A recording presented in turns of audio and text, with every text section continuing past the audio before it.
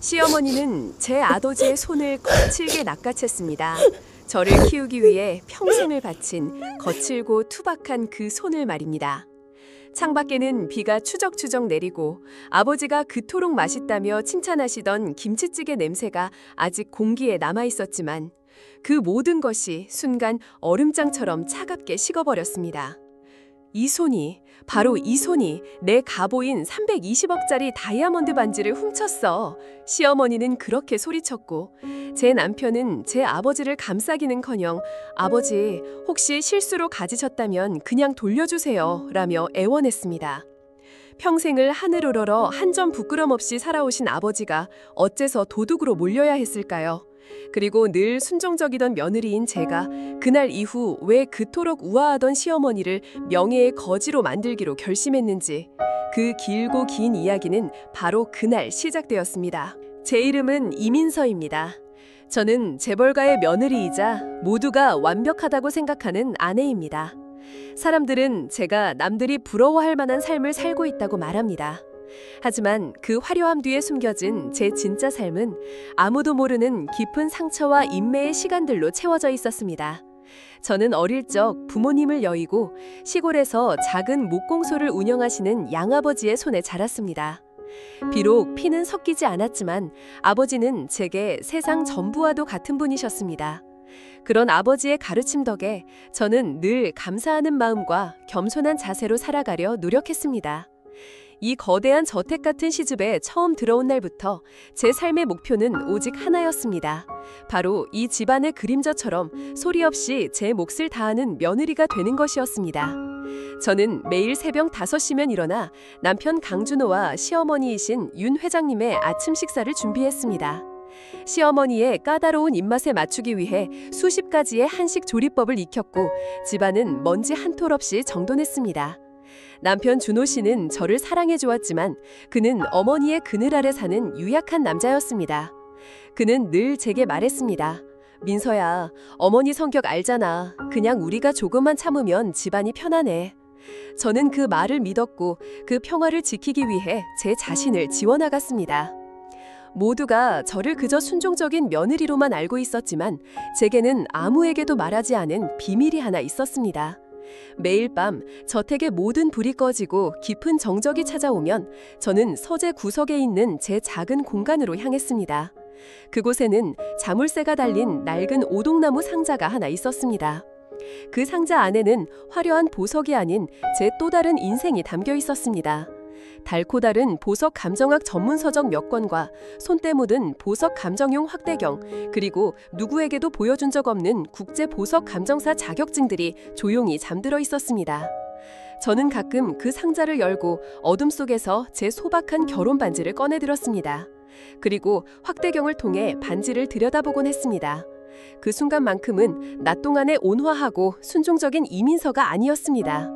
제 눈빛은 그 누구보다 날카롭고 냉철한 전문가의 눈빛으로 변했습니다. 이것이 제 비밀이자 제 스스로를 지키는 유일한 무기였습니다. 시어머니는 늘 손가락에 낀 거대한 다이아몬드 반지를 자랑처럼 여기셨습니다. 집안의 가보이며 그 가치가 320억 원에 달한다고 입버릇처럼 말씀하셨죠. 중요한 손님이 오시거나 집안에 행사가 있을 때면 시어머니는 을에 그 반지를 끼고 사람들의 감탄을 즐겼습니다. 그럴 때마다 저는 조용히 고개를 숙일 뿐이었습니다. 하지만 제 눈은 속일 수 없었습니다. 언뜻 보기에도 완벽해 보이는 그 보석을 볼 때마다 제 동공이 아주 미세하게 수축되곤 했습니다. 전문가로서의 본능이 제게 속삭이는 것이었습니다. 저 정도 크기와 투명도를 가진 보석은 세상에 거의 존재하기 힘든데 무언가 이상하다는 느낌을 지울 수 없었습니다. 하지만 저는 그 의심을 마음 깊은 곳에 묻어두었습니다. 제게는 평온한 가정이 더 중요했으니까요. 그저 조용히 제게 주어진 삶을 살아내면 언젠가는 시어머니도 제 진심을 알아주시리라. 남편도 제 편이 되어주리라. 그렇게 어리석게 믿었습니다. 모든 것이 무너지기 전까지는 말입니다. 그날 제 아버지가 난생 처음으로 서울 구경을 오시기 전까지 저는 제가 쌓아 올린 이 위태로운 평화가 영원할 것이라 착각하며 살고 있었습니다. 그 한 톨의 희망이 시어머니의 잔인한 손에 의해 산산조각 나리라고는 꿈에도 생각하지 못한 채 말입니다. 시어머니 윤 회장님은 늘 말씀하셨습니다. 이 세상에는 변하지 않는 두 가지가 있다고. 그것은 바로 핏줄과 돈이라고 말입니다. 그분에게 사람은 태어날 때부터 정해진 그릇이 있었고 저는 감히 그분 집안의 격과 어울리지 않는 작고 볼품없는 시골의 질그릇 같은 존재였습니다. 그 사실을 시어머니는 단 하루도 제가 잊도록 내버려두지 않으셨습니다. 마치 매일 아침 거울을 보듯 제가 얼마나 이 집에 어울리지 않는 이물질인지를 확인시켜주는 것이 그분의 가장 중요한 일과인 것처럼 보였습니다. 첫 번째 상처는 아주 사소한 일에서부터 시작되었습니다. 시골에 계신 아버지가 손수 담근 된장 한 항아리를 보내오신 날이었습니다. 택배 상자를 여는 순간 구수하고 깊은 된장 냄새가 부엌 가득 퍼져나갔습니다. 저는 어린아이처럼 기뻤습니다. 아버지의 사랑과 정성이 담긴 그 된장으로 남편에게 맛있는 찌개를 끓여주고 싶었습니다. 제 딴에는 그것이 시댁 식구들에게 아버지의 마음을 전하는 방법이라 생각했습니다. 제가 작은 뚝배기에 된장을 풀어 찌개를 끓일 준비를 하고 있을 때였습니다. 외출해서 돌아오신 시어머니가 부엌으로 들어오시며 코를 킁킁거리셨습니다. 그분의 미간에는 깊은 주름이 잡혀 있었습니다. 이게 무슨 냄새냐? 집안에 이상한 냄새가 진동을 하는구나. 그 목소리는 마치 아름다운 비단에 흙탕물이 튄 듯 부엌의 따스한 공기를 차갑게 갈라놓았습니다. 저는 애써 미소를 지으며 대답했습니다. 어머니, 아버지가 시골에서 직접 담그신 된장을 보내주셨어요. 이걸로 저녁에 맛있는 찌개 끓여드리려고요. 제 말에 시어머니는 뚝배기 안을 경멸 어린 시선으로 흘긴 내려다보았습니다.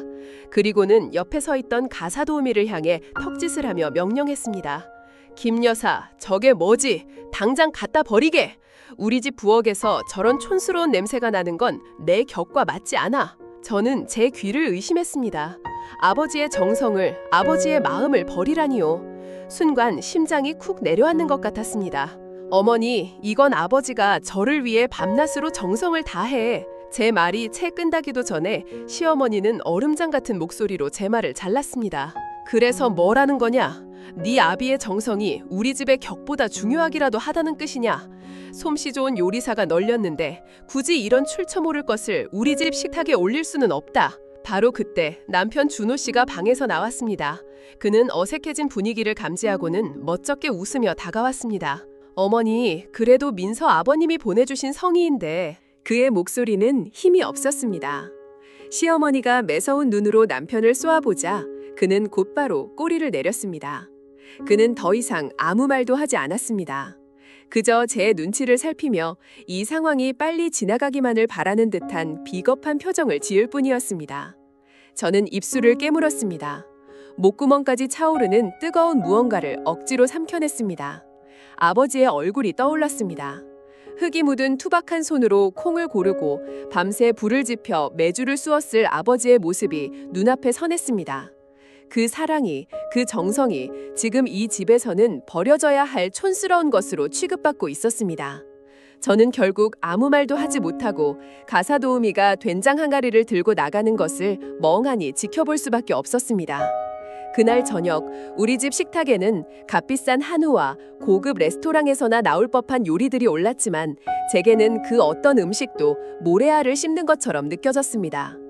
그 후로도 비슷한 일들은 계속되었습니다.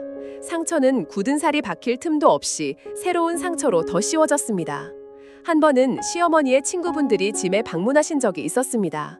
저는 며칠 밤을 새워가며 궁중 요리책을 뒤져가며 완벽한 손님상을 준비했습니다.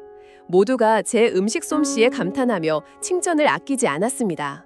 저는 잠시나마 제가 이 집안의 일원으로 인정받는 것 같아 가슴이 벅차올랐습니다.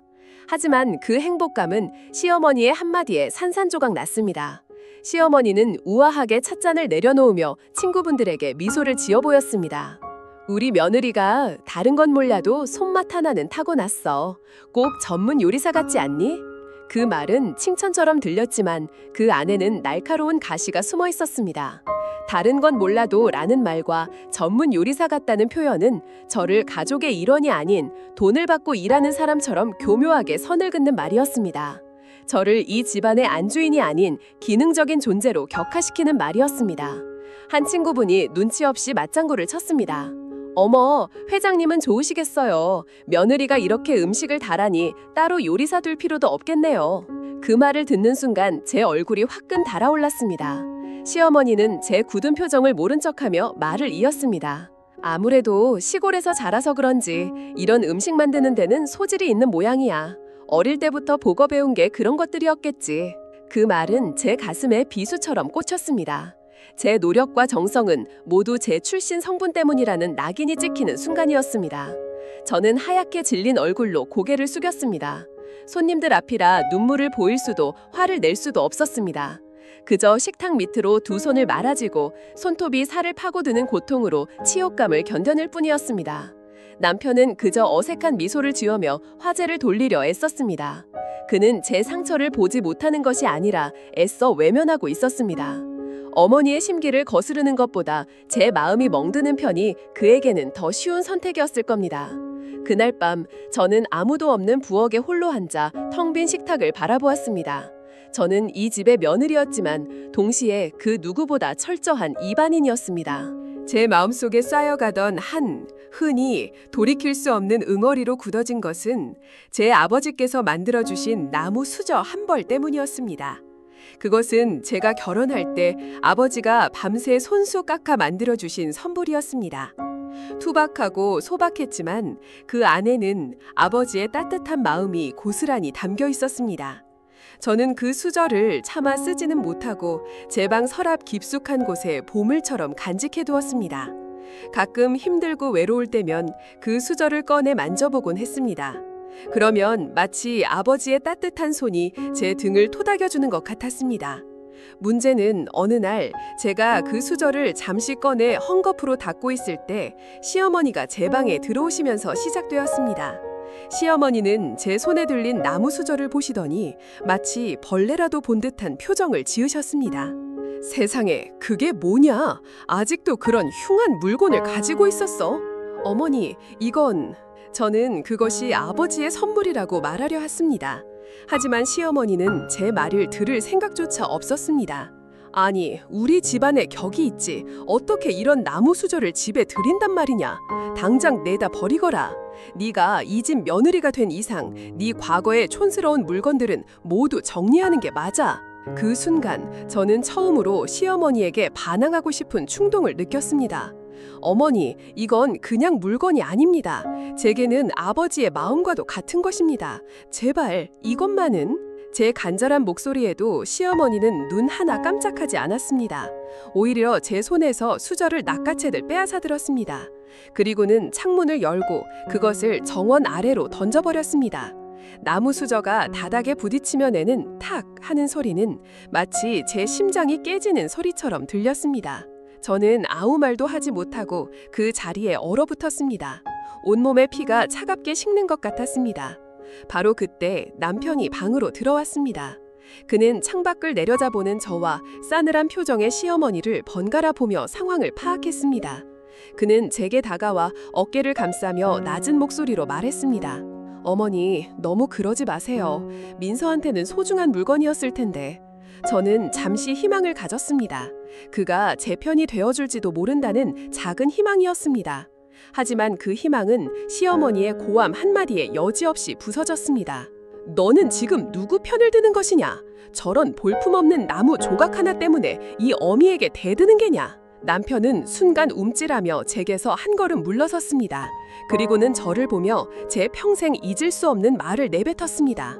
민서야, 그냥 잊어버려.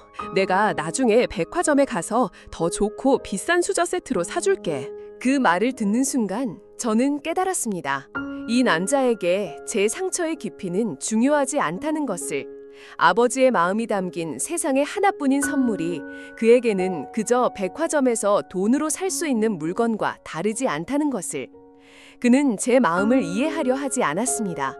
그는 그저 이 골치 아픈 상황을 돈으로 무마하고 싶을 뿐이었습니다. 그날 이후 저는 더 이상 남편에게 기대하지 않았습니다. 시어머니에게 사랑받으려는 노력도 그만두었습니다. 제 안에 무언가가 완전히 부서져 내렸고 그 빈자리에는 차가운 체념과 조용한 분노만이 남았습니다. 밤마다 저는 제 작은 서재로 들어갔습니다. 이제 그곳은 더 이상 슬픔을 위로받는 공간이 아니었습니다. 그곳은 제 갑옷을 버리고 제 칼을 가는 대장간이 되었습니다. 저는 낡은 보석 감정 서적들을 펼쳐들었습니다. 먼지 쌓인 자격증들을 하나하나 닦았습니다. 그리고 거실에서 들려오는 시어머니의 웃음소리를 들으며 그분의 손가락에서 오만하게 빛나고 있는 320억짜리 다이아몬드 반지를 떠올렸습니다. 예전에는 그저 부러움과 거리감의 대상이었던 그 반지가 이제는 제게 다른 의미로 다가오기 시작했습니다. 그것은 더 이상 단순한 보석이 아니었습니다. 그것은 곧 다가올 전쟁의 목표물이자 제가 심판해야 할 거짓의 상징이었습니다. 제 아내 순종적인 며느리는 그날 부서진 나무 수자와 함께 죽었습니다. 그리고 그 자리에서 냉철한 감정사가 조용히 눈을 뜨고 있었습니다. 시간은 흘러 계절이 바뀌었고 저는 깨진 조각처럼 위태로운 평화를 연기하며 살았습니다. 시어머니 앞에서는 더없이 순종적인 며느리로, 남편 옆에서는 모든 것을 이해하는 아내인 척 했습니다. 제 가면이 너무나 완벽했던 탓일까요? 시어머니는 제가 완전히 길들여졌다고 믿는 듯 했습니다. 그분의 오만함은 하늘을 찔렀고 저를 향한 멸시는 이제 숨기려는 노력조차 하지 않았습니다. 그 오만함이 가장 끔찍한 방식으로 터져나온 것은 제 아버지가 난생 처음으로 서울 저희 딤에 오시던 바로 그날이었습니다. 아버지의 방문 소식을 들었을 때 제 마음은 기쁨보다 불안함이 먼저 찾아왔습니다. 평생을 시골의 작은 마을에서 정직하게 살아오신 아버지가 이 차갑고 위선적인 저택에서 상처받지 않으실까? 그것이 두려웠습니다. 저는 며칠 전부터 아버지께 전화를 걸어 신신당부를 드렸습니다.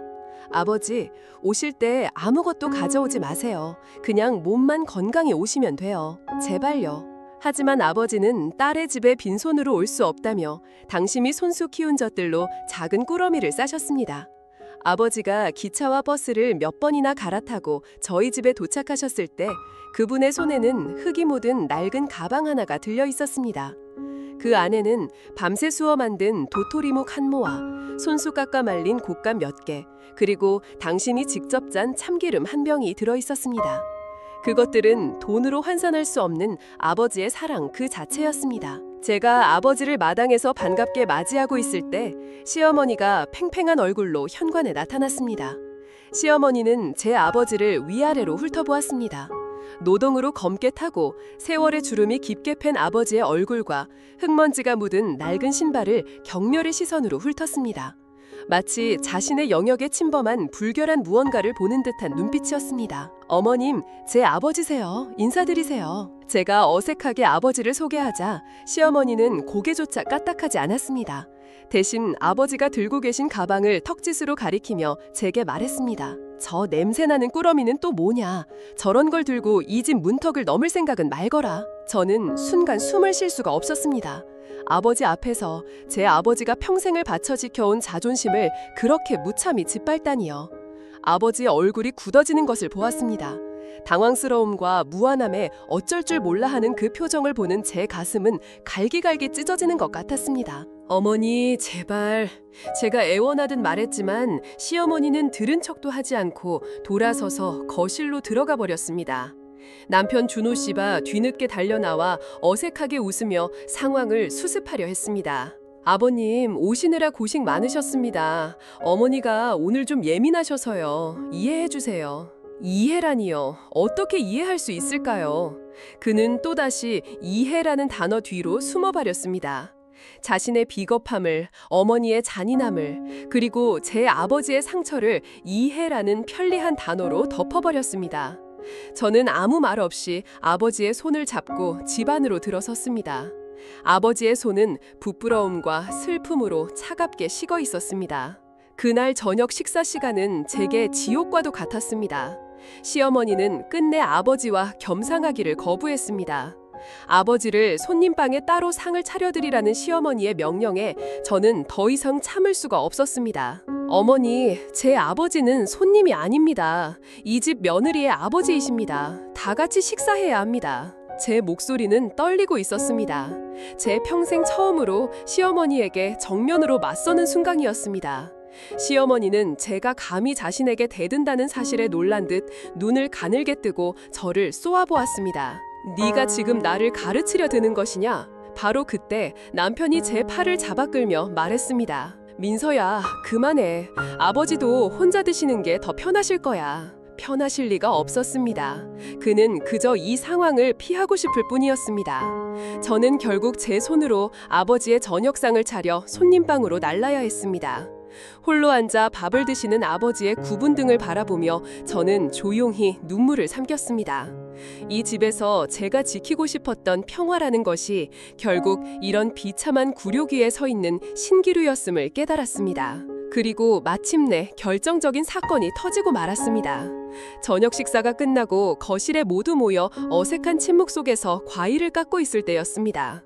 시어머니가 갑자기 비명을 지르며 자리에서 일어났습니다. 내 반지가 없어졌어. 시어머니의 손가락은 텅 비어 있었습니다.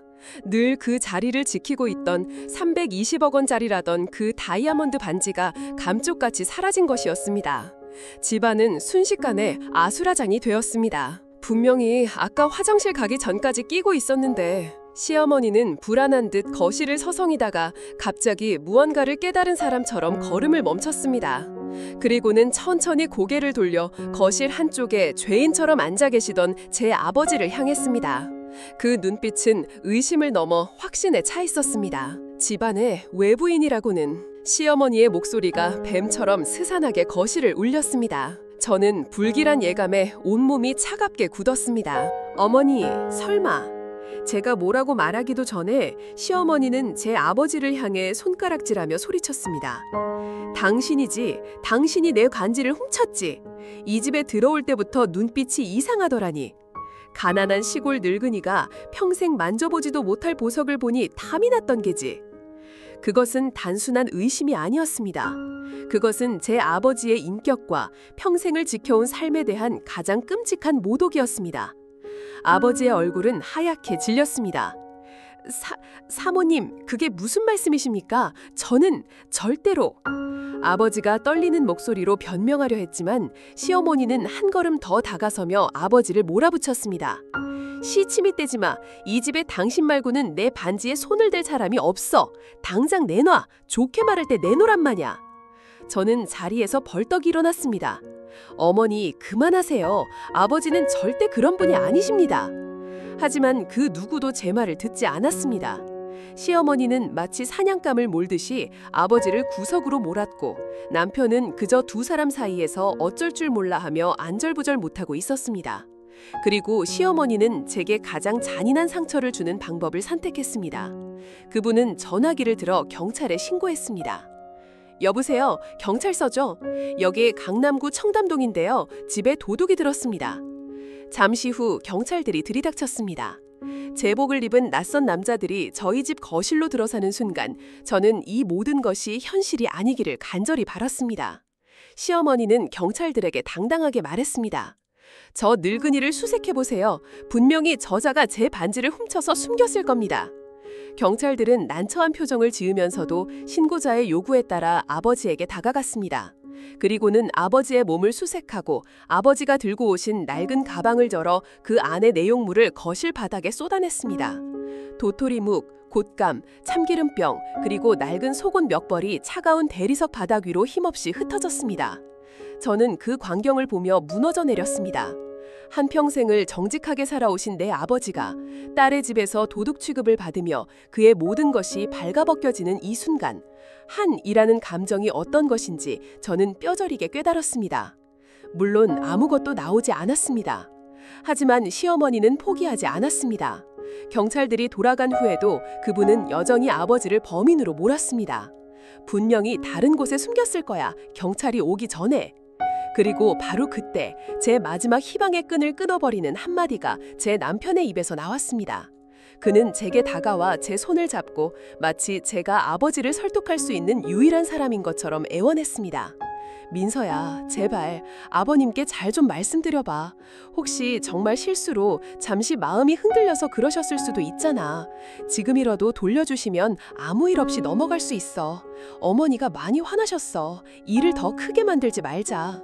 저는 제 남편의 얼굴을 쳐다보았습니다. 그 눈에는 아버지를 향한 믿음이나 저를 향한 미안함 같은 것은 없었습니다. 오직 이 지긋지긋한 상황을 빨리 끝내고 싶은 귀찮음과 어머니에 대한 두려움만이 가득했습니다. 제 아버지를 도둑으로 확신하고 저를 공범처럼 취급하는 그 눈빛을 보는 순간 제 안에 무언가가 툭 하고 완전히 끊어져 버렸습니다. 남편을 향한 제 마지막 사랑이 그 순간 산산조각 나 제가 되어 버렸습니다. 아버지는 그날 밤 아무 말씀 없이 짐을 챙기셨습니다. 제가 붙잡았지만 아버지는 제 얼굴을 제대로 쳐다보지도 못하고 고개를 저으셨습니다. 그리고는 텅 빈 눈으로 어두운 밤속으로 사라지셨습니다. 홀로 남은 거실에서 저는 시어머니와 남편의 얼굴을 번갈아 보았습니다. 한 사람은 승리감에 도취된 오만한 얼굴을, 다른 한 사람은 모든 것이 해결되었다는 안도감에 젖은 비겁한 얼굴을 하고 있었습니다. 저는 아무 말도 하지 않았습니다. 눈물조차 나오지 않았습니다. 그저 제 안에서 차갑고 단단한 무언가가 버려지는 것을 느낄 뿐이었습니다. 좋습니다, 어머니. 좋습니다, 여보. 당신들이 원하던 대로 모든 것이 조용해졌군요. 이제부터는 제 차례입니다. 당신들이 가장 자랑스러워하는 그 무대에서 당신들의 모든 것을 앗아가겠습니다. 저는 속으로 그렇게 맹세했습니다. 그 끔찍한 밤, 저는 더 이상 울지 않는 법을 배웠습니다. 대신 칼을 가는 법을 배우기 시작했습니다. 아버지가 어둠 속으로 사라지신 후 거대한 저택에는 무겁고 차가운 침묵만이 남았습니다. 시어머니는 자신의 승리를 만끽하며 만족스러운 표정으로 방으로 들어갔고, 남편은 모든 것이 끝났다는 안도감과 피로감이 뒤섞인 얼굴로 제게 한마디 말도 건네지 않고 서재로 향했습니다. 저는 텅 빈 거실에 홀로 서 있었습니다. 조금 전까지 해도 아버지의 순박한 웃음소리와 저의 어색한 대답이 오가던 이 공간은 이제는 거대한 무덤처럼 느껴졌습니다. 바닥의 값비싼 대리석은 차가운 얼음장 같았고, 벽에 걸린 화려한 그림들은 저를 비웃는 유령들처럼 보였습니다. 저는 기계처럼 움직여 흩어진 과일 조각들을 치우고 아버지가 앉으셨던 소파를 정리했습니다. 하지만 아무런 감각도 느껴지지 않았습니다. 슬픔도 분노도 아니었습니다. 그 모든 감정을 넘어선 텅 빈 공허함이 제 온몸을 지배하고 있었습니다. 눈물이 나올 법도 한데 눈물샘이 말라버린 듯 눈시울조차 붉어지지 않았습니다. 마치 제 감정의 모든 회로가 그날 밤 남편의 그 마지막 한마디와 함께 끊어져 버린 것 같았습니다. 제 방으로 돌아온 저는 거울 앞에 섰습니다. 거울 속에는 값비싼 실크 잠옷을 입고 단정하게 빗어넘긴 머리를 한 낯선 여자가 서 있었습니다. 저는 저 여자를 몰랐습니다. 저 여자는 지난 몇 년간 제가 연기해온 이 집안의 완벽한 며느리 이민서라는 인물이었습니다. 하지만 진짜 나는 어디에 있는 걸까요? 저는 천천히 손을 들어 결혼 반지를 빼내려 했습니다. 남편이 사랑의 증표라며 제 손에 끼워준 작지만 값비싼 다이아몬드가 박힌 반지였습니다. 하지만 이제 그것은 사랑의 증표가 아니었습니다. 그것은 제 목에 채워진 굴레였고 제 영혼에 찍힌 노예의 낙인이었습니다. 반지를 빼는 손가락이 미세하게 떨렸습니다. 반지가 손가락을 빠져나와 제 손바닥 위에 놓이는 순간 저는 해방감 대신 깊은 절망감을 느꼈습니다. 저는 이 집안과 연결된 마지막 끈을 제 손으로 끊어버린 것이었습니다. 손바닥 위에 반지를 내려다보았습니다. 예전 같았으면 그 반짝임에 사랑을 느꼈지만 지금 제 눈에는 그저 차갑고 단단한 탄소 덩어리로만 보였습니다. 저는 저도 모르게 직업적인 눈으로 반지를 살피기 시작했습니다. 세팅의 정교함, 다이아몬드의 커팅과 투명도, 그러다 문득 아버지의 손이 떠올렸습니다. 평생을 나무와 씨름하며 거칠어지고 갈라진 아버지의 손, 그리고 그 손을 범죄자의 손인 양 거칠게 움켜쥐던 시어머니의 모습, 그 순간 잊고 있던, 아니 잊으려 애썼던 과거의 기억이 거대한 파도처럼 제 의식을 덮쳐왔습니다. 제 원래 이름은 이민서가 아니었습니다. 제 진짜 이름은 박소연. 제 친부모님은 작은 보석 세공소를 운영하시는 재능 있는 장인들이셨습니다. 부유하지는 않았지만 저희 집은 늘 사랑과 금속을 다듬는 소리와 보석을 광내는 기분 좋은 냄새로 가득했습니다. 아버지는 늘 제게 말씀하셨습니다.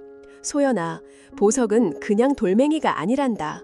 그것은 사람의 꿈과 사랑과 역사를 담는 그릇이란다. 그래서 우리는 정직한 마음으로 보석을 다뤄야 해. 저는 아버지의 그 반짝이는 눈을 사랑했습니다. 하지만 그 정직함이 결국 저희 가족을 파멸로 이끌었습니다. 어느 날 아주 부유해 보이는 한 남자가 저희 가게를 찾아왔습니다. 그는 자신이 희귀한 원석을 가지고 있다며 아버지에게 함께 투자하여 큰 돈을 벌자고 제안했습니다. 아버지는 그가 내민 거대한 푸른빛의 원석을 보고 눈을 떼지 못했습니다. 아버지는 평생의 소원이었던 저희 가족이 더 이상 돈 걱정 없이 살 수 있는 기회라고 믿으셨습니다. 아버지는 가게와 집을 담보로 대출을 받고 모든 재산을 털어 그 원석에 투자했습니다. 하지만 그것은 사기였습니다. 아버지가 평생의 꿈을 걸었던 그 푸른빛의 원석은 정교하게 가공된 유리 조각에 불과했습니다. 모든 것을 잃은 아버지는 망연자실하셨고 어머니는 매일 밤 눈물로 지새웠습니다. 그리고 비가 억수같이 쏟아지던 어느 날 밤 부모님은 빗길 교통사고로 함께 세상을 떠나셨습니다. 사람들은 불운한 사고라고 말했지만 저는 알고 있었습니다. 부모님을 죽음으로 내몬 것은 빗길이 아니라 인간의 탐욕과 거짓이 만들어낸 절망이었다는 것을. 그 후 저는 아버지의 오랜 친구이자 정직한 목수였던 지금의 양아버지께 거두어졌습니다. 아버지는 제 과거의 상처를 덮어주고 새로운 삶을 살게 해주고 싶으셨는지 제게 이민서라는 새로운 이름을 주셨습니다. 저는 새로운 이름으로 살아가면서 마음속 깊이 맹세했습니다. 다시는 거짓된 반짝임에 속지 않겠다고, 다시는 우리 가족처럼 억울한 일을 당하는 사람이 없도록 하겠다고. 그래서 저는 보석 감정학을 공부했습니다. 돈을 벌기 위해서가 아니었습니다. 세상을 속이는 거짓과 그 안에 숨겨진 진짜 진실을 제 눈으로 구별해내기 위해서였습니다. 저는 제 과거와 능력을 철저히 숨긴 채 그저 평범하고 조용한 삶을 살고 싶었습니다. 그래서 준우 씨를 만났을 때 저는 사랑을 믿었고 가정을 꿈꿨습니다. 모든 것을 잊고 행복해질 수 있을 거라 생각했습니다.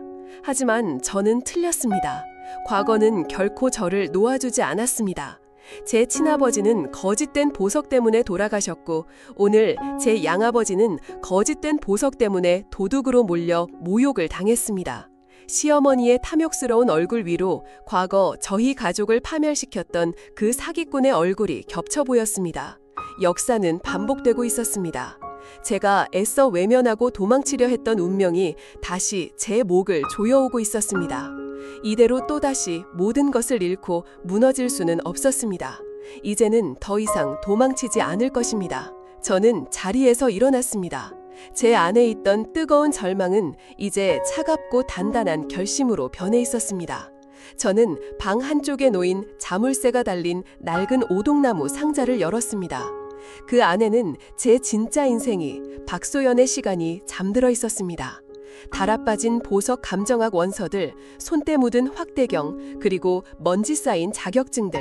저는 그중 가장 깊숙한 곳에 넣어두었던 낡은 명함 한 장을 꺼내들었습니다.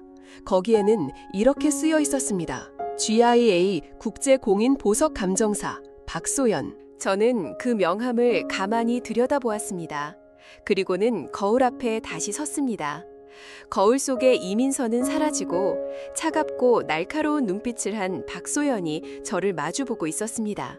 저는 제 자신에게, 그리고 돌아가신 부모님의 영혼에게, 그리고 모욕을 당한 채 어둠 속으로 사라진 아버지에게 새로운 맹세를 했습니다. 저는 복수하지 않을 것입니다. 복수는 또 다른 증오를 낳을 뿐이니까요. 저는 그들과 똑같은 방식으로 싸우지 않을 것입니다. 폭력과 거짓은 그들의 무기이지 제 무기가 아닙니다. 제 무기는 오직 하나, 바로 진실입니다. 저는 시어머니가 가장 자랑스러워하는 그 허영의 무대를 그분 스스로가 자신의 거짓을 심판하는 법정으로 만들어 드릴 것입니다. 저는 그분이 평생을 바쳐 쌓아 올린 명예와 품이라는 성이 사실은 모래 위에 지어진 것이었음을 온 세상 사람들 앞에서 증명해 보일 것입니다. 320억 원짜리 다이아몬드 반지, 좋습니다. 그 반지가 바로 제 첫 번째 증인이자 마지막 심판의 도구가 될 것입니다. 저는 손바닥 위에 놓여있던 결혼 반지를 오동나무 상자 안에 던져 넣었습니다. 쨍 하는 차가운 소리와 함께 상자 뚜껑을 닫고 자물쇠를 채웠습니다. 이제 이민서의 시간은 끝났습니다. 이제부터는 박소연의 시간입니다. 그날 밤 저는 처음으로 깊은 잠에 빠져들었습니다. 꿈속에서 저는 더 이상 울고 있지 않았습니다. 대신 아주 날카롭게 벼려진 칼을 조용히 갈고 있었습니다. 다음 날 아침이 밝았을 때 이 저택의 그 누구도 제 안에서 일어난 거대한 변화를 눈치채지 못했습니다. 저는 다시 완벽한 며느리 이민서의 가면을 썼습니다. 하지만 이전과는 미묘하게 달랐습니다. 이전의 순종이 체념과 슬픔에서 비롯된 것이었다면 이제의 순종은 차가운 계산과 목적의식에서 비롯된 것이었습니다. 그것은 맹수가 사냥감 앞에서 몸을 낮추는 것과 같은 철저히 계획된 위장이었습니다. 저는 시어머니의 방문을 두드렸습니다. 밤새 잠을 설친 듯 충혈된 눈과 눈물로 얼룩진 얼굴을 하고서 어머니, 제가 어제는 너무 경황이 없어서 아버지를 대신해서 제가 사죄드립니다. 아버지가 시골에서만 사셔서 잠시 판단력이 흐려지셨나 봅니다. 용서해 주세요. 저는 시어머니의 발치에 무릎을 꿇고 고개를 조아렸습니다. 시어머니는 그런 저를 가소롭다는 듯 내려다보았습니다. 그 눈빛에는 역시 네 아비의 그 딸이구나, 별 수 있겠어 하는 경멸과 자신의 권력 앞에서 무릎 꿇은 저에 대한 만족감이 뒤섞여 있었습니다. 이제라도 정신을 차렸으니 다행이구나. 네 아비에게 단단히 일러둬라. 다시는 이 집 문턱을 넘을 생각도 말라고. 네 어머니, 명심하겠습니다. 제 연기는 완벽했습니다. 시어머니는 제가 아버지의 죄를 인정하고 자신에게 완전히 굴복했다고 믿었습니다. 남편 역시 마찬가지였습니다. 그는 제게 다가와 어색하게 어깨를 다독였습니다. 민서야, 너무 상심하지 마. 다 지나간 일이야.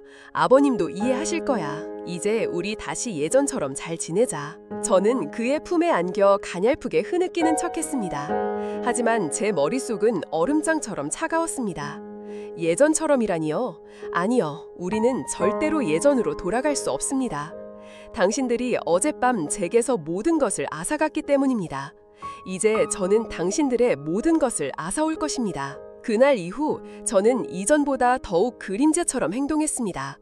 시어머니의 말에는 토씨 하나 달지 않고 복종했고 남편의 귀분을 세심하게 살폈습니다. 저는 이 집안의 가장 안전하고 무해한 존재가 되어야 했습니다. 그래야만 그들이 저에 대한 경계를 완전히 풀 것이고 저는 그들의 등 뒤에서 자유롭게 움직일 수 있을 테니까요.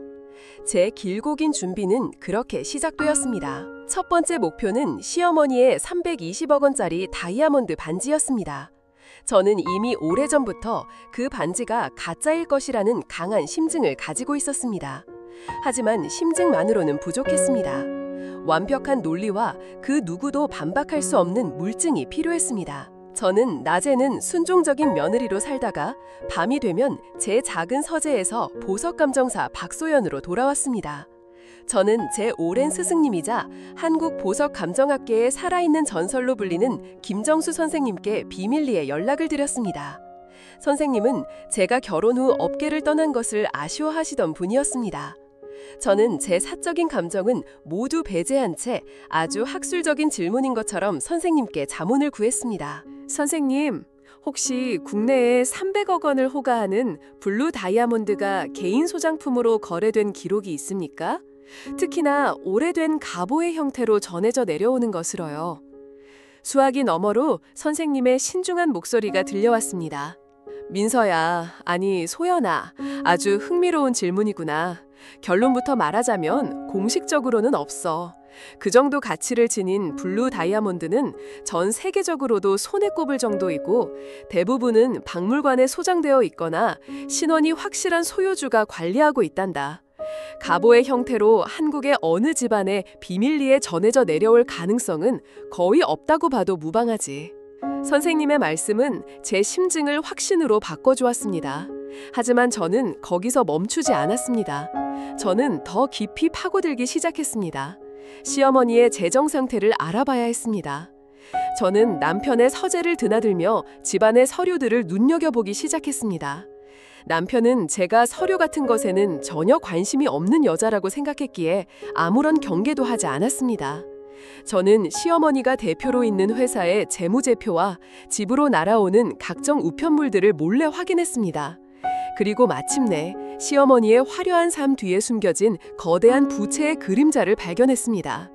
회사는 몇 년 전부터 무리한 사업 확장으로 심각한 경영난에 시달리고 있었고 시어머니는 사채까지 끌어다 쓰며 위태로운 하루하루를 버티고 있었습니다. 모든 조각들이 맞춰지기 시작했습니다.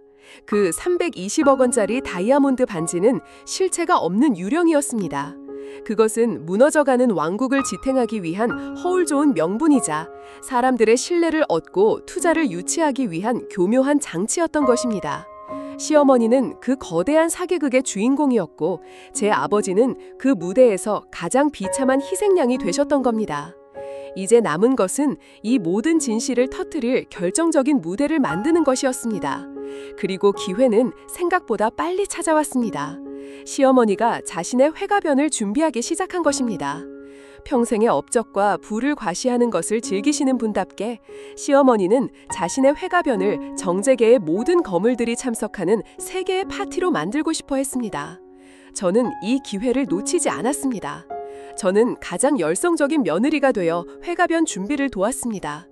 호텔을 예약하고 하객 명단을 정리하고 파티의 모든 세부 사항을 꼼꼼하게 챙겼습니다. 시어머니는 그런 제 모습에 아주 만족스러워했습니다. 그리고 마침내 저는 준비해둔 결정적인 한 수를 던졌습니다. 어느 날 저녁 회가변 파티의 순서를 논의하던 자리에서 저는 가장 순진하고 존경심 가득한 표정으로 시어머니께 제안했습니다.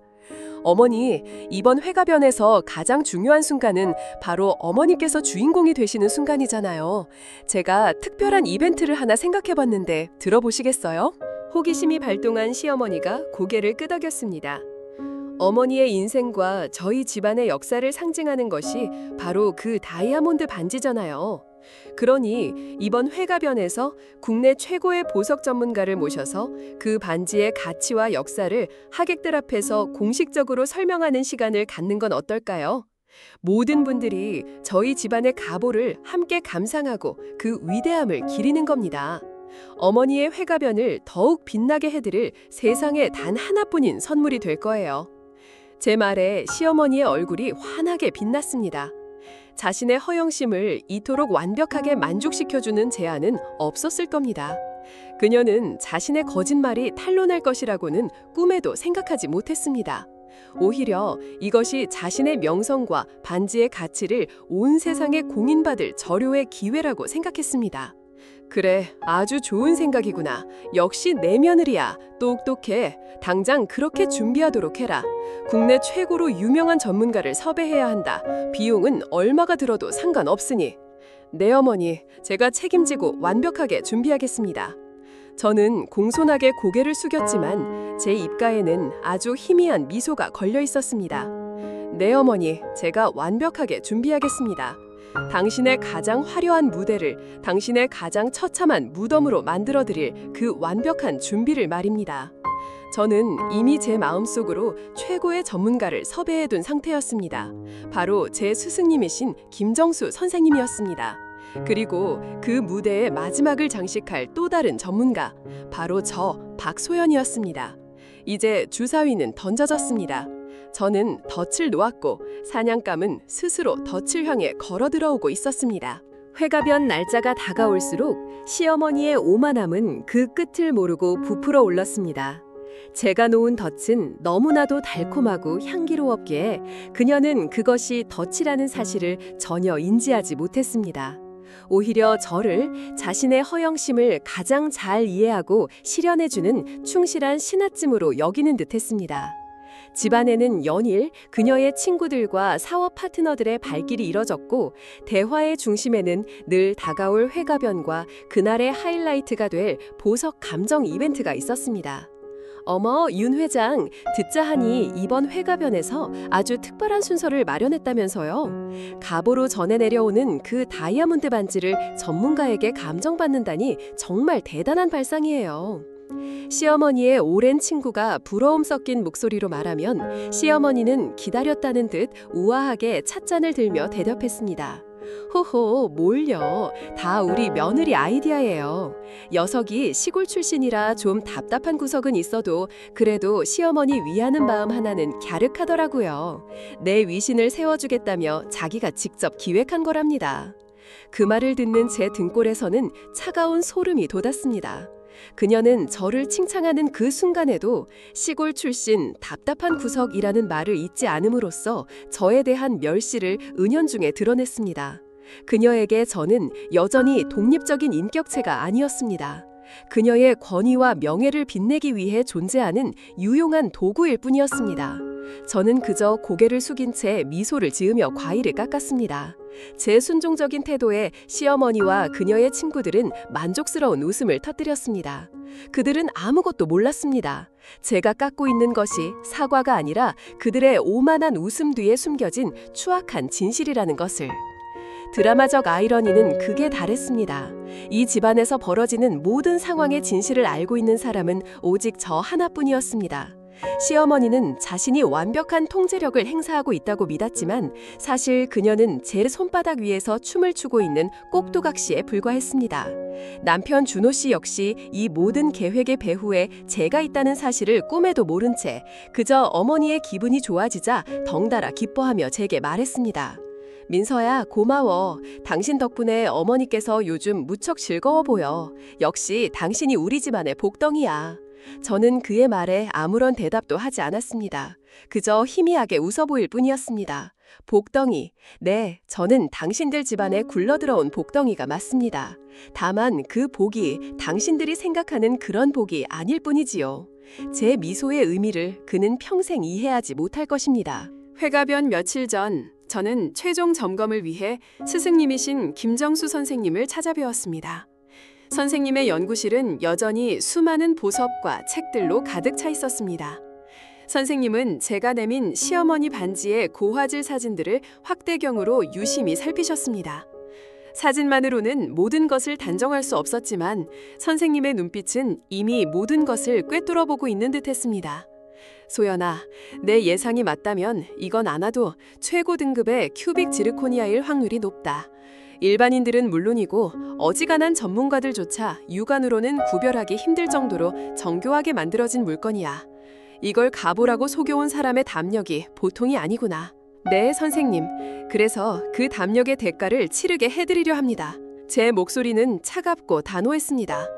선생님은 제 눈을 가만히 들여다보시더니 깊은 한숨과 함께 고개를 끄덕이셨습니다. 알겠다. 네가 어떤 상처를 받았는지, 네가 무엇을 하려 하는지 더는 묻지 않으마. 다만 전문가로서 진실을 밝히는 일에 내가 힘을 보태주겠다. 그날 무대 위에서는 오직 진실만이 이야기될 것이다. 선생님의 지지를 얻은 저는 마지막 퍼즐 조각을 맞추기 시작했습니다. 저는 회가변 당일 아버지를 서울로 모셔왔습니다. 아버지는 그날의 충격으로 서울에 다시 오시기를 두려워하셨지만 저는 단호하게 말씀드렸습니다. 아버지, 그날 아버지가 도둑으로 몰렸던 바로 그 자리에서 아버지의 명예가 어떻게 회복되는지 직접 보셔야 합니다. 이건 제게 드리는 벌이 아니라 아버지가 마땅히 받으셔야 할 사죄의 시작입니다. 제발 저를 믿고 함께 가주세요. 아버지의 흔들리는 눈빛을 보며 저는 아버지의 손을 꼭 잡았습니다. 제 결연한 모습에 아버지는 마침내 고개를 끄덕이셨습니다. 저는 아버지를 최고급 호텔의 스위트룸에 모시고 가장 좋은 옷을 입혀드렸습니다. 그리고 회가변이 열리는 연회장으로 향했습니다. 연회장에 들어서는 순간 시어머니는 화려한 드레스를 입고 수많은 하객들 사이에서 여왕처럼 빛나고 있었습니다. 그녀는 깔끔한 정장 차림의 아버지를 보았지만 그날의 일은 까맣게 잊은 듯 아무런 반응도 보이지 않았습니다. 그저 자신의 파티에 어울리지 않는 불청객이 하나 더 늘었다는 듯 불쾌한 기색을 잠시 내비쳤을 뿐입니다. 그리고는 제게 다가와 아무렇지 않게 말했습니다. 모든 준비는 다 되었겠지? 오늘 행사의 주인공은 나지만 하이라이트는 그 반지라는 걸 잊지 말거라. 조금의 실수도 용납하지 않겠다. 그녀는 제가 마련한 무대가 자신을 파멸시킬 단두대라는 사실을 전혀 알지 못한 채 마지막까지 오만한 명령을 내리고 있었습니다. 저는 그녀의 눈을 똑바로 쳐다보며 제 인생에서 가장 순종적인 목소리로 대답했습니다. 네, 어머님, 걱정하지 마세요. 모든 것이 완벽할 겁니다. 어머님의 인생에서 가장 잊을 수 없는 가장 극적인 순간이 될 테니까요. 제 말에 담긴 서늘한 칼날을 그녀는 전혀 느끼지 못했습니다. 그녀는 만족스러운 미소를 지으며 다시 하객들 사이로 돌아갔습니다. 저는 멀어지는 그녀의 뒷모습을 바라보았습니다. 이제 곧 막이 오를 시간이었습니다. 제 오랜 기다림과 준비가 뛴다는 순간이자 그녀의 거짓된 세계가 무너져 내리는 심판의 시작이었습니다. 연회장의 웅장한 음악 소리가 제게는 마치 장송곡처럼 들려오고 있었습니다. 시어머니의 회가변은 그 화려함의 절정을 향해 치닫고 있었습니다. 눈부신 샹들리에 아래 값비싼 샴페인 잔을 부딪히는 소리와 거짓된 웃음소리가 연회장을 가득 메웠습니다. 시어머니는 무대의 주인공처럼 하객들 사이를 오가며 축하를 받았고 남편은 그런 어머니의 옆에서 자랑스러운 아들 역할을 충실히 수행하고 있었습니다. 저는 그리고 연회장 한쪽에 조용히 앉아 계신 아버지는 이 모든 광경을 그저 투명인간처럼 지켜보고 있을 뿐이었습니다. 마침내 사회자가 쩌렁쩌렁한 목소리로 모두의 이목을 집중시켰습니다. 자, 내빈 여러분, 잠시 주목해 주시기 바랍니다. 지금부터 오늘 회가변의 가장 특별한 순서를 시작하겠습니다. 윤 회장님의 고귀한 삶과 가문의 영광을 상징하는 보물을 우리 모두가 함께 감상하는 시간을 갖도록 하겠습니다. 웅장한 배경음악과 함께 모든 조명이 무대 중앙으로 쏠렸습니다. 시어머니는 오늘의 주인공답게 세상에서 가장 행복하고 자애로운 미소를 지으며 무대 위로 올라섰습니다. 그녀는 하객들을 향해 우아하게 손을 흔들었고 그 손가락에서는 문제의 다이아몬드 반지가 오만한 빛을 발하고 있었습니다. 연회장 곳곳에서 감탄사가 터져나왔습니다. 이제 이 역사적인 보물의 가치를 직접 확인해 주실 대한민국 최고의 보석감정 전문가를 무대 위로 모시겠습니다. 사회자의 소개와 함께 무대 옆에서 제 스승님이신 김정수 선생님이 천천히 모습을 드러냈습니다. 연회장은 순간 술렁였습니다. 김정수 선생님은 언론에도 거의 모습을 드러내지 않는 이 업계에 살아있는 전설이었기 때문입니다. 정재계의 거물들조차 선생님의 이름을 익히 알고 있었고 그분의 등장은 이 행사의 격을 한층 더 높여주었습니다. 시어머니의 어깨는 자부심으로 한껏 솟아올랐습니다. 자신의 회가변을 위해 이런 거물까지 섭외한 며느리의 능력에 아주 만족하는 듯한 표정이었습니다. 선생님은 무대 중앙에 마련된 감정용 테이블에 앉았습니다. 시어머니는 마치 대관식을 치르는 여왕처럼 의기양양하게 선생님 앞에 앉아 자신의 반지를 천천히 뺐습니다. 그 반지가 비단 방석 위에 놓이는 순간 연회장 뒤편의 대형 스크린에는 반지의 모습이 실시간으로 클로즈업되어 비춰졌습니다. 하객들은 숨을 죽이고 스크린을 바라보았습니다. 선생님은 익숙한 손놀림으로 확대경을 꺼내들고 반지를 살피기 시작했습니다.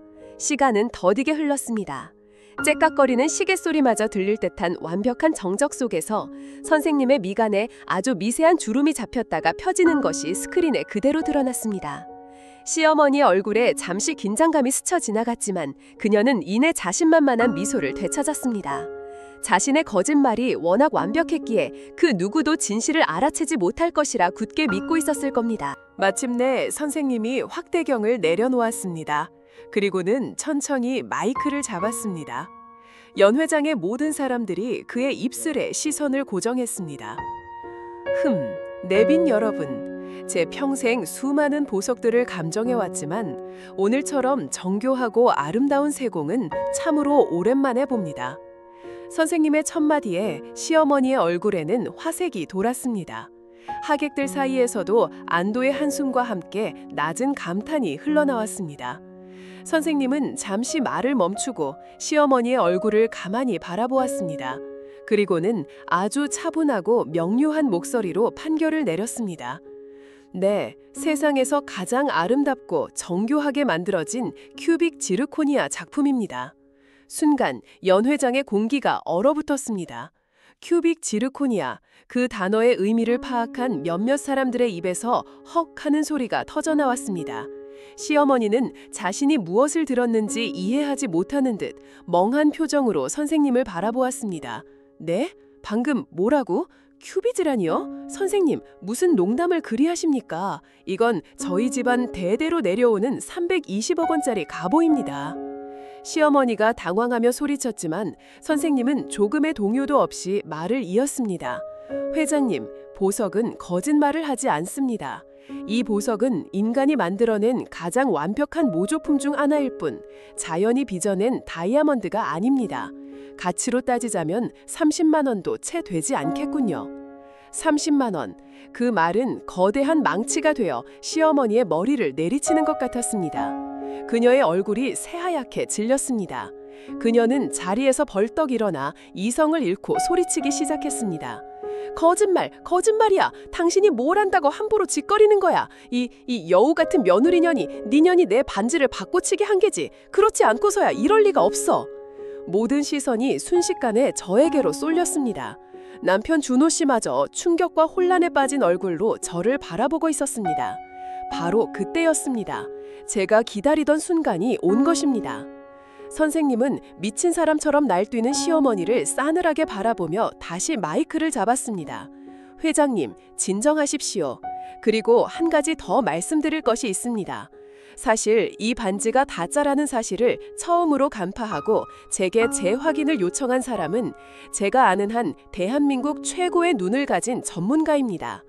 선생님은 천천히 자리에서 일어나 저를 향해 손을 뻗었습니다. 바로 제 가장 자랑스러운 제자이자 GIA 국제공인 보석 감성 전문가인 박소연 씨. 아니, 지금은 이민서라는 이름으로 살고 있는 바로 저분입니다. 연 회장은 두 번째 충격에 휩싸였습니다. 그 누구도 저 순종적이고 존재감 없던 며느리가 그런 엄청난 경력을 숨기고 있었다고는 상상조차 하지 못했습니다. 저는 천천히 자리에서 일어났습니다. 더 이상 두려움에 떠는 며느리, 이민서는 없었습니다. 저는 당당하고 꼿꼿한 자세로 모두의 시선을 받으며 무대 위로 걸어 올라갔습니다.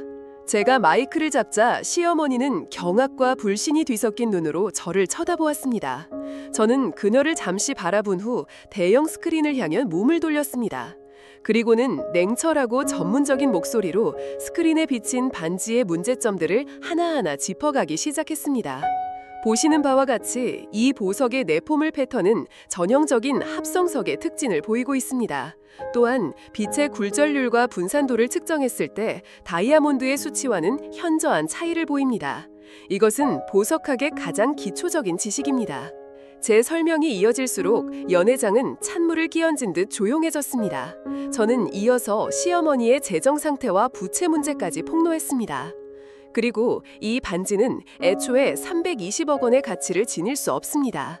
왜냐하면 윤 회장님께서는 이 반지를 담보로 거액의 사채를 끌어다 썼기 때문입니다. 진짜 320억 원짜리 보석이었다면 결코 사채 시장의 담보물이 될 수는 없었을 겁니다. 시어머니는 다리에 힘이 풀린 듯 무대 위에 주저앉고 말았습니다. 그녀의 화려한 드레스와 값비싼 화장이 그녀의 무너진 자존심처럼 처참해 보였습니다. 저는 마지막으로 그녀에게 다가가 허리를 숙이고 오직 그녀만이 들을 수 있는 작은 목소리로 말했습니다. 어머니, 이 반지는 가짜였습니다. 하지만 이 자리에는 그 반지보다 더 가짜인 것이 또 하나 있습니다. 그리고는 다시 몸을 일으켜 마이크에 대고 제 마지막 판결을 내렸습니다. 그것은 바로 돈과 허영으로 쌓아 올린 어머니의 품격과 명예입니다. 그리고 어머니가 도둑이라고 손가락질했던 제 아버지는 이 위선으로 가득 찬 집안에서 유일하게 진짜였습니다. 제 말이 끝나는 순간 연회장 곳곳에서 터져나오는 카메라 플래시와 사람들의 웅성거림 속에서 시어머니는 완전히 무너져 내렸습니다. 그녀의 가장 빛나는 무대는 그렇게 그녀의 가장 치욕스러운 심판의 장이 되어 막을 내리고 있었습니다. 심판의 무대는 끝났지만 그 후폭풍은 거대하고 잔인했습니다. 시어머니의 회가변은 한순간에 그녀의 몰락을 중계하는 생방송 현장이 되었고, 다음 날 아침 모든 신문과 뉴스의 사회면은 그녀의 사기 행각과 위선으로 도배되었습니다. 300억 원짜리 다이아몬드 반지의 진실, 재벌 회장의 몰락, 며느리의 통쾌한 복수극, 자극적인 제목들이 난무했고, 그녀가 평생을 바쳐 쌓아 올린 명예의 성은 하룻밤 사이에 먼지처럼 사라져버렸습니다. 채권자들이 벌떼처럼 몰려들었고 회사는 부도 처리되었습니다.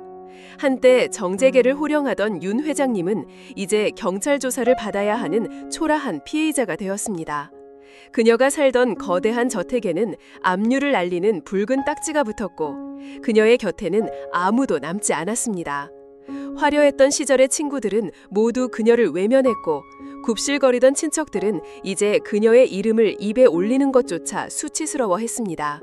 그것이 그녀가 그토록 중요하게 여겼던 격과 체면의 진짜 모습이었습니다. 남편 준호 씨는 이 모든 상황을 감당하지 못하고 완전히 무너져 내렸습니다. 그는 텅 빈 저택에서 저를 기다리고 있었습니다. 제가 이혼 서류를 들고 그의 앞에 섰을 때 그는 제 바지가랑이를 붙잡고 아이처럼 울며 매달렸습니다. 민서야, 아니 소연아, 내가 다 잘못했어. 제발 나를 용서해줘. 나는 정말 아무것도 몰랐어. 어머니가 그런 분인 줄도, 당신이 그런 상처를 가지고 있는 줄도. 제발 한 번만 기회를 줘. 그의 눈물은 진심처럼 보였습니다. 어쩌면 그는 정말로 진심이었을지도 모릅니다. 하지만 엎질러진 물은 다시 담을 수 없고 깨진 신뢰는 다시 붙일 수 없었습니다. 저는 그의 손을 차갑게 뿌리치고 제 마지막 말을 건넸습니다. 준호 씨, 당신은 몰랐던 게 아니에요. 알려고 하지 않았던 거죠. 당신은 늘 진실보다 평화를, 정의보다 안위를 선택했어요. 저는 당신을 원망하지 않아요. 다만 더 이상 당신과 함께 할 수 없을 뿐입니다. 저는 그에게 이혼 서류를 남겨두고 그 집을 나왔습니다. 그가 그 후 어떤 선택을 하고 어떤 삶을 살아갈지는 이제 온전히 그의 몫이었습니다. 제가 그에게 줄 수 있는 마지막 배려는 그가 스스로 일어설 기회를 주는 것뿐이었습니다. 저는 그 길로 아버지가 계신 호텔로 향했습니다. 아버지는 창밖을 내다보며 조용히 앉아 계셨습니다. 지난밤의 충격적인 사건들이 마치 꿈처럼 느껴지는 듯 아버지의 얼굴에는 복잡한 감정이 서려 있었습니다. 제가 다가가자 아버지는 제 손을 꼭 잡으셨습니다. 애썼다, 내 딸. 정말 애썼어.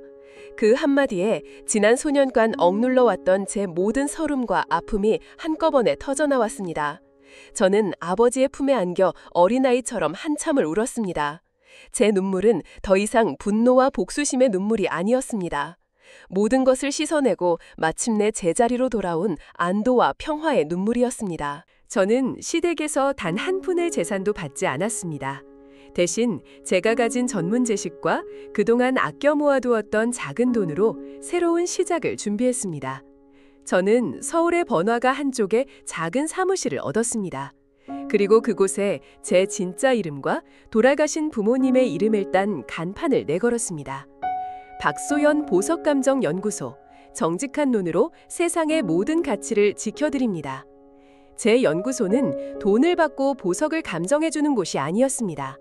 이곳은 과거의 저희 부모님처럼 보석 사기로 인해 억울한 피해를 입은 사람들을 위해 무료로 상담해주고 법적인 도움을 주는 공간이었습니다. 또한 보석에 담긴 사람들의 소중한 추억과 이야기를 들어주고 기록해주는 세상에 단 하나뿐인 아카이브이기도 했습니다. 처음에는 작은 사무실이었지만 제 이야기가 알려지면서 많은 사람들이 찾아오기 시작했습니다. 할머니가 물려주신 낡은 옥반지를 들고 온 여대생, 남편이 선물한 결혼기념일 목걸이가 가짜인 것 같다며 눈물을 글썽이는 아주머니, 평생 모은 돈으로 투자한 원석이 사기인 것 같다며 절망하는 할아버지. 저는 그들의 이야기를 들어주고 제 지식을 이용해 그들이 잃어버린 권리를 되찾아 주었습니다. 그들의 얼굴에 다시 미소가 번질 때 저는 제가 해야 할 진짜 일을 찾았다는 것을 깨달았습니다. 그것은 돈이나 명예로는 결코 얻을 수 없는 값진 보람이었습니다. 아버지는 시골 생활을 정리하고 서울로 올라오셨습니다. 그리고 제 연구소 한편에 작은 목공 작업실을 차리셨습니다. 아버지는 이제 더 이상 남의 가구리 만드는 대신 보석처럼 소중한 사연을 가진 사람들을 위해 그들의 보석을 담을 세상에 하나뿐인 나무 보석함을 만들어주셨습니다.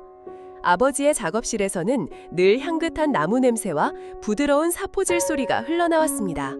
어느 맑은 가을날 오후였습니다.